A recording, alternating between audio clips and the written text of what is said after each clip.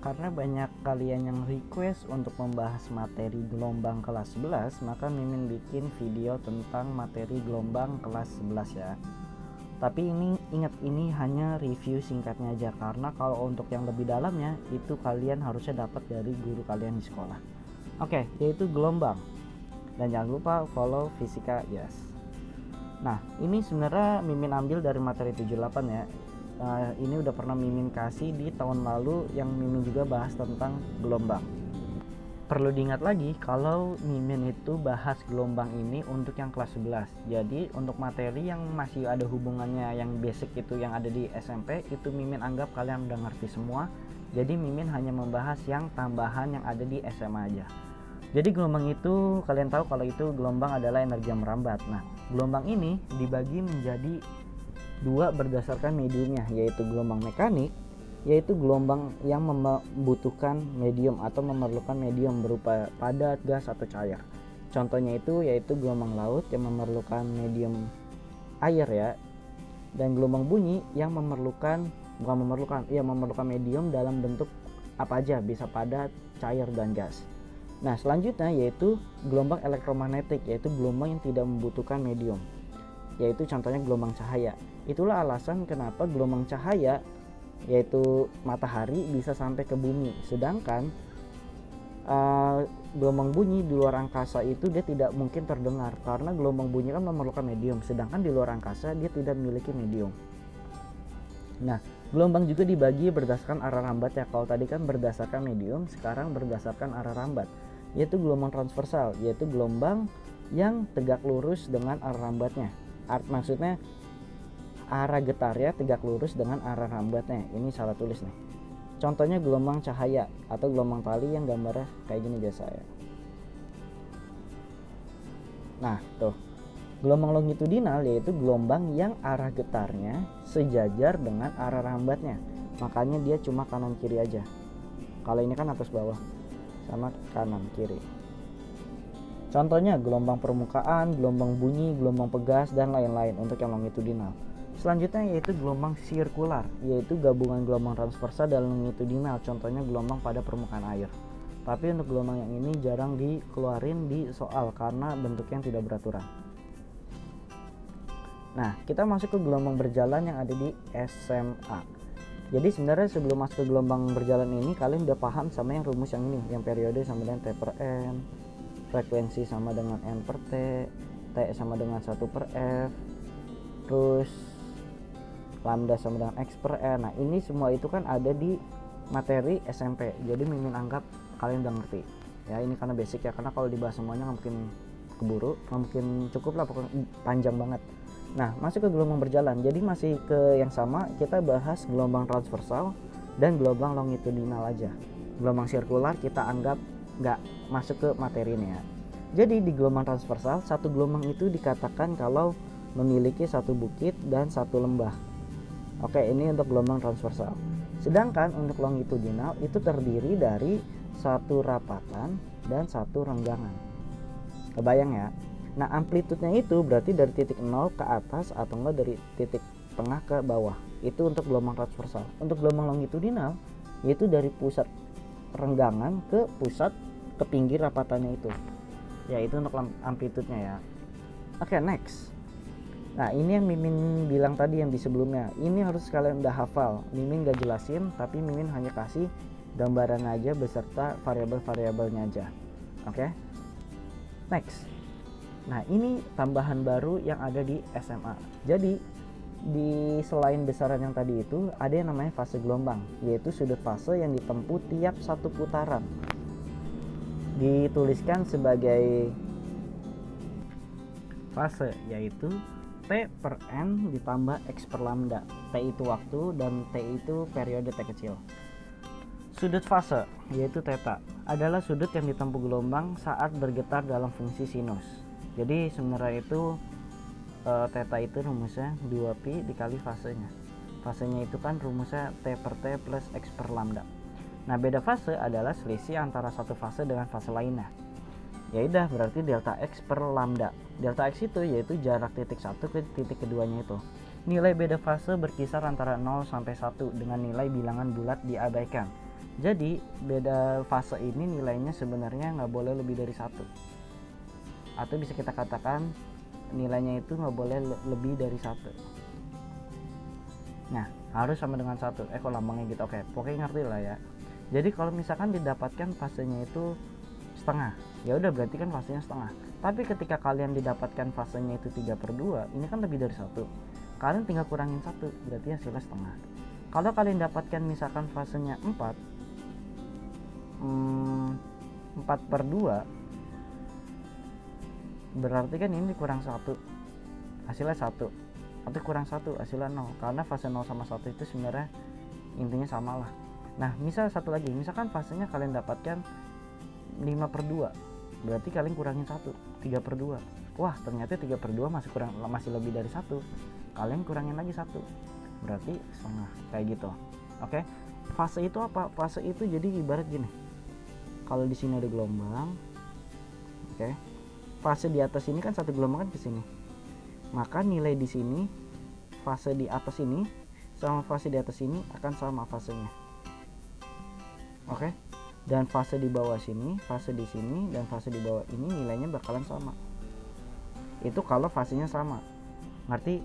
Kalau fasenya setengah artinya apa? Misalkan fase setengah tuh gini, fase satunya di sini, nah fase satunya tuh di sini. Ini kan setengah gelombang kan. Nah, setengah gelombang itu menandakan kalau dia juga fasenya itu setengah, kayak gitu. Secara singkatnya seperti itu ya. Next. Nah, kita masuk ke fokus ke kesimpangan gelombang, yaitu persamaan simpangan. Yaitu kita lambangkan sebagai YP sama dengan plus minus A sin omega T plus minus KX. Y itu adalah simpangan partikelnya atau simpangan gelombangnya. A itu adalah amplitudenya atau simpangan terjauh. Omega adalah frekuensi sudut radian per second. P itu adalah waktu getarnya. K adalah bilang gelombang. Dan P itu adalah X itu adalah jarak partikelnya, jarak titiknya itu terhadap sumber gelombang, di mana omega ini 2pi per T, 2pi F, K itu 2pi per lambda, V itu omega per K. Jadi kalau kalian ketemu soal kayak gini, kalian tinggal masukin ke rumus ini aja, ketiga rumus ini ya. Nah, jadi sebenarnya YP ini asal usulnya itu adalah A sin theta. Nah, theta ini kita bisa jabarin ke yang di slide sebelumnya. Jadi untuk menentukan persamaan simpangan gelombang ini sebenarnya kalian bisa gunakan banyak cara. Jadi pilih sesuai apa yang kalian ngerti, atau tergantung pilihan opsi jawabannya juga sih. Nah, di sini ada plus minus. Apa sih bedanya plus minus? Nah, nilai amplitude positif atau lebih dari 0 itu menandakan arah getarnya itu merambat bergetar ke atas. Sedangkan negatif itu artinya arah getarnya itu merambat ke bawah dulu. Bergetar ke bawah dulu. Jadi contohnya gini, kalau positif itu, nah gambarnya gini. Kalau negatif itu ya kebalikannya. Nah, kayak gitu. Arah rambat gelombang, jika omega dan K sama tanda, jadi tandanya sama-sama positif, itu artinya gelombang itu merambat ke kiri. Sedangkan kalau beda tanda, arahnya itu merambat ke kanan. Jadi kalau merambat ke kanan artinya kayak gini, kayak tadi ini ke kanan arahnya kan. Kalau ke kiri lambangnya gini, tuh ke kiri aja gitu kayak biasa. Ngerti ya? Oke. Nah, sebelum masuk ke slide selanjutnya, Mimin mau bahas lagi nih. Contohnya, misalnya biasanya tuh soal-soal itu udah pernah Mimin bahas sih. Misalnya aja ya, di sini dikatakan A sin, misal aja ini, oke? 2pi T plus pi X. Tentukan biasanya, tentukan nilai A nya, nilai omega, bukan nilai omega, nilai lambda, nilai frekuensi, dan ini ditambah lagi arah rambat dan arah getar. Oke. Nah, kalau kalian ketemu soal seperti ini, misal aja ya ini ya. Ini bukan 5. Mimin anggap misalkan bukan A tapi 5. Nah, diketahui misalnya Y-nya itu 5 sin 2pi T plus pi X. Tentukan amplitude yaitu arah rambat sama arah getarnya, lambda dan frekuensi. Nah, kita lihat angka di samping sin ini adalah amplitudenya. Berarti kita bisa tuliskan kalau amplitudenya itu 5. Nah, biasanya di sini ada komanya nih, X dan Y dalam meter, T dalam second. Kalau di sini dalam meter, maka nanti amplitudenya itu 5 meter gitu. Paham ya? Nah, untuk arah rambat. Nah, arah rambat itu ingat ke tadi. Arah rambat itu yang ini. Ketika tandanya sama, itu artinya ke kiri. Kalau tandanya beda, artinya ke kanan. Nah, di sini tandanya kan sama-sama positif kan? Berarti dia bergerak merambat ke kiri. Nah, tapi untuk yang arah getar, itu dia bergerak ke atas dulu. Kenapa? Karena positif A-nya itu. Ini kan positif nih, 5 positif. Berarti dia arahnya tuh ke atas. Oke, ngerti ya? Nah, pertanyaan selanjutnya, berapakah nilai lambdanya? Nah, lambda itu, lihat di rumus 2 ini. Lambda itu ada di K. Oke, ada di variabel K.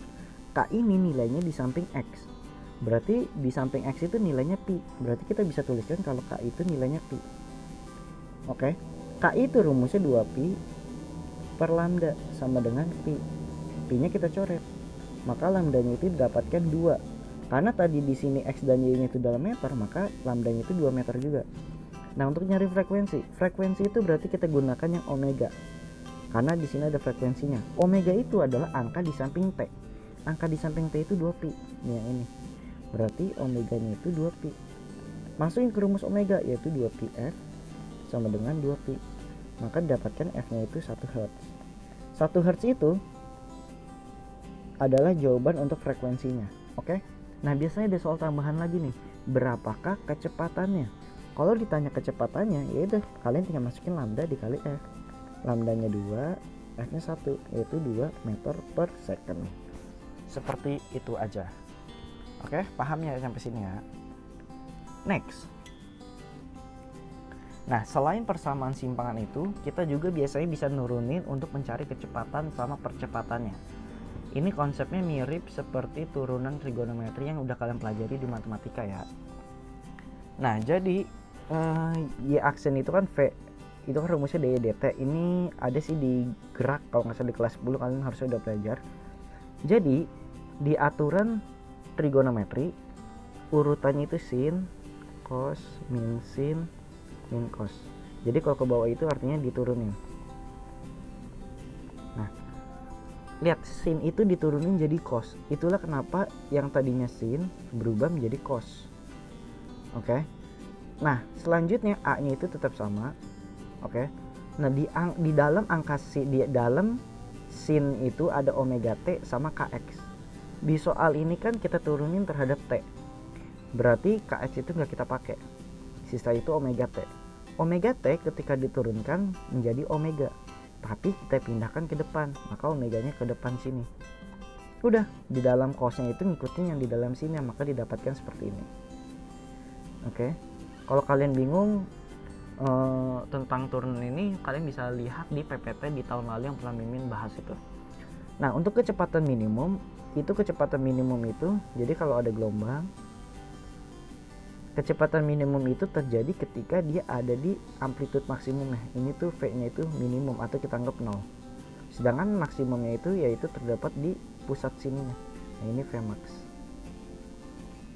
Kecepatan maksimum itu terjadi ketika nilai cosnya itu sama dengan 1. Karena kan trigonometri itu kan untuk sin sama cos maksudnya ya. Maksimum itu kan nilainya 1. Berarti kita anggap cosnya itu nilainya 1, maka didapatkan Vmax itu omega kali A. Nah, untuk percepatannya sama kayak tadi, tapi kita turunkan dari V-nya. Kalau tadi kan sin berubah jadi cos. Sekarang cos ini diturunkan menjadi min sin. Makanya di sini jadi min sin. A-nya tetap di dalam sinnya ini, di dalam cosnya ini kita turunkan yaitu omega t-nya. Omega t kita turunkan hasilnya omega, tapi omeganya kita pindah ke depan, makanya jadi kuadrat, makanya didapatkan seperti ini. Oke. Sama kayak tadi percepatan minimum. Nah, percepatan minimum ini kebalikan dari yang kecepatannya. Kalau percepatan minimum itu terjadi ada di simpulan. Ini A0. Anggap aja minimum ya. Kalau di amplitudenya itu kita anggap sebagai A max. Oke. Nah, percepatan maksimum sama kayak tadi. Nilai sinnya itu harus bernilai 1. Maka bisa kita tuliskan kalau A max itu adalah minus omega kuadrat dikali A. Paham sampai sini? Mimin kasih contoh, tapi untuk yang sekilas aja ya. Misalnya Y-nya itu dikatakan 5 sin 2pi T plus Px. Ini soal yang tadi yang sebelumnya. Nah, ya udah, untuk nyari V-nya kita tinggal turunin. Omeganya itu kan nilainya 2pi kan, karena ada di samping T. Omeganya kita pindahkan ke depan, makanya 2pi dikali 5 sinnya sama kayak tadi, 2pi T plus Px. Yaudah, ini jadi cos, karena kan sin itu diturunin jadi cos. Yaudah, berarti V nya itu didapatkan 10pi cos 2pi T plus Px.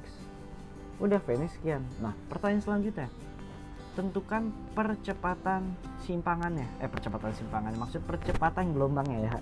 Nah, berarti A nya itu kita turunin lagi. 10pi nya kan tetap ya, dikali cos. Cosnya ini kita ubah jadi sin, karena kan sin itu diturunin jadi min sin. Di dalamnya sama. Nah, di dalam sinnya kita turunin, yaitu 2pi. Makanya di sini kita kalikan 2pi. Hasilnya itu kan berarti minus 20pi kuadrat sin 2pi T plus Px. Nah, ini untuk percepatannya. Mungkin kalau kalian bingung cara nuruninnya, kalian tinggal hafalin aja ke rumus yang ini. Hafalinnya gini, jadi A nya itu kan minus omega. Omeganya itu kan tadi kita dapatkan di persamaan awal itu kan 2pi. Berarti minus 2pi kuadrat. A nya itu kan tadi 5 sin, ya udah, omega ini masukinnya kayak tadi. Maka didapatkan minus 20pi kuadrat sin 2pi T plus pi T. Nah, hasilnya kan nanti sama kayak gitu. Oke, kalau misalkan ditanya kecepatan minimum kecepatan maksimum, ya kalian tinggal masukin ke rumus saja sesuai yang ada di soal ini. Oke. Nah, lanjut ke gelombang stasioner. Jadi gelombang stasioner ini bedanya sama yang di sebelumnya itu, ini ada gelombang pantul. Biasa itu ini disebut gelombang pantul. Jadi ketika tali itu kita getarkan, dia mantul kan ya dari temboknya itu, dia membentuk lagi. Nah, bentuknya itu seperti yang di bawah ini. Jadi gelombang stasioner itu adalah gelombang yang merambat dengan amplitude berubah atau tidak konstan di setiap titik yang dilaluinya. Gelombang stasioner dapat terbentuk karena dua gelombang koheren berlawanan arah di sekitar titik setimbangnya. Nah, jadi ini kan berlawanan, satu ke atas, satu ke bawah, dan seterusnya. Yaitu sebuah gelombang yang mengalami pemantulan. Biasanya itu gelombang stasioner ini terkenal dengan yang sebutan gelombang pantul. Nah, gelombang stasioner ini memiliki simpangan stasioner, amplitude stasioner, simpul, dan perut. Nah, ini masuk ke gelombang pada ujung terikat. Ujung terikat itu bisa kita sebut juga sebagai ujung tetap. Nah, rumusnya ini mirip kayak tadi. Kalau tadi kan Y sama dengan A sin plus omega T plus minus Kx. Kalau ini kita gunakan ini. Nah, ini sebenarnya udah tetapan ya, ada penurunannya, tapi nggak mungkin dong kalau Mimin turunin di sini. Kalian bisa cek kok di video yang tahun lalu, kita pernah Mimin bahas. Nah, tapi Mimin lihat, nah di sini Mimin gambarkan ada dua, yang satu ujung terikat, satu ujung bebas. Ujung bebas itu artinya tuh di ujungnya ini nih bebas nih, jadi nggak keikat. Sedangkan ujung terikat ininya terikat. Lihat ya, gambarnya harus beda ya. Oke, kalau di ujung terikat dia tuh titik ujungnya itu dimulai dari simpul. Simpul itu yang titik tengahnya. Sedangkan di ujung bebas ujungnya itu dimulai dari perut, yaitu yang gedenya atau disebut amplitudenya gitu. Nah, kita lihat di persamaannya nih. Di sini bedanya ujung terikat sama ujung bebas, yaitu kalau ujung terikat kita gunakan sin awalnya, sin Kx, sedangkan di ujung bebas kita gunakan cos. Untuk bedanya gitu aja. Ya udah, untuk amplitudenya berarti kita pakai angka yang di depannya itu, yaitu 2A sin Kx, sedangkan untuk yang di ujung bebas kita pakai 2A cos Kx. Nah, letak simpul, nah ini udah tetapan lagi ya. Ini udah rumus tersendiri. Nah, di sini n-nya itu kita mulai dari 1, 2, 3, 4. Sama di sini juga. 1, 2, 3, 4. Misalnya, ini kasih contoh lagi. Misalnya diketahui lambdanya itu 4 meter. Berapakah simpul kedua dan perut ke 3 misalnya. Nah, untuk yang contohnya ujung terikat ya. Ya udah kita tinggal masukin XSN, yaitu kan n-nya kita ganti 2 ya. Berarti n itu kita ganti 2 juga, 2 min 1 per 2 dikali lambda. Bisa? Berarti kan sama aja setengah lambda, yaitu 2 meter. Kalau suruh nyari X perutnya itu perut ketiga, kita masukin 2 dikali 3 min 1 per 4 dikali lambda. Berarti kan 6 dikurang 1, 5. 5 per 4 dikali 4, hasilnya 5 meter. Gitu aja. Oke, jadi sesuaiin ke rumusnya ini. Nah, tapi yang udah Mimin bahas ditanya soal berapa tuh, nanti Mimin cantumin deh. Nah, yang di sini Mimin itu gunakan ke rumus yang ini. Ini pernah ada nih yang nanya di kolom komentar, Min, bedanya pakai rumus ini sama rumus itu apa? Nah, bedanya ini kayak tadi. Kalau kalian mau pakai rumus ini, kalian pastikan kalau n-nya itu dimulai dari 1, 2, 3, 4. Jadi kalau nanya perut 1, maka n-nya kalian masukin 1. Tapi kalau kalian mau pakai rumus yang Mimin jelasin di video tentang tanya soal, itu n-nya itu dimulai dari 0. Jadi kalau misalnya kalian nanya X perut ke 3, berarti n-nya itu kalian gunakan 2. X simpul ke 4, maka kalian gunakan n-nya itu 3. Nanti hasilnya tetap aja sama. Oke? Nah, kalau untuk penjelasan lebih singkat, lebih jelas, dan lebih bermanfaat lah ya, untuk yang materi gelombang pantul, kalian bisa cek ke latihan soal yang ditanya soal itu, yaitu tentang gelombang pantulnya. Oke? Dan ini adalah catatan yang pernah Mimin bahas di Instagram tahun lalu. Jadi kalau kalian butuh catatan, kalian tinggal hafal aja di rumus-rumus ini, atau kalian bisa catat dulu aja dengan cara pause videonya. Oke? Selesai pembahasan materi tentang gelombang. Kalau ada pertanyaan, silahkan tanya di kolom komentar, DM Instagram, atau di diskusi grup Telegram Fisikaku Fisika Yes ya. Oke, cukup sekian pembahasan materi untuk video kali ini. Sampai berjumpa di pembahasan materi selanjutnya.